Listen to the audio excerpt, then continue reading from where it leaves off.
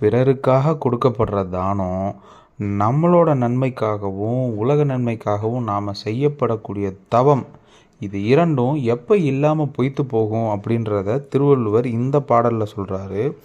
தானம் தவமிரண்டும் தங்கா வியனுலகம் வானம் வழங்காதெனின் வழங்காதெனின்.